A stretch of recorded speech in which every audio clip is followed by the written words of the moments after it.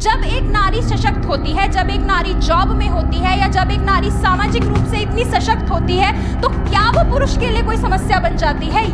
आपने कहा कहीं स्त्रियां पढ़ जाएंगी तो पुरुष के सर पे तो नहीं बैठ जाएंगी, ये प्रश्न है सीधा, है ना।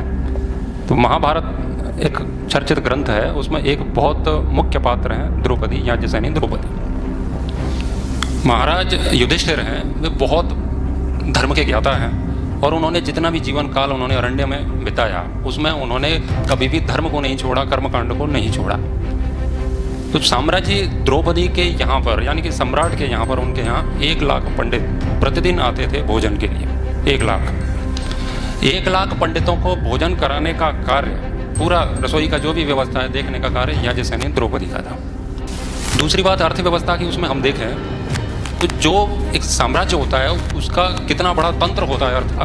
और आपको ये बात जानकर के आश्चर्य होगा कि सम्राट युधिष्ठिर की पूरी करेंसी, जो अर्थव्यवस्था उनकी जिस रूप में भी थी, उसकी सबका लेखा जोखा, आय और व्यय की देखभाल साम्राज्य द्रौपदी करती थी।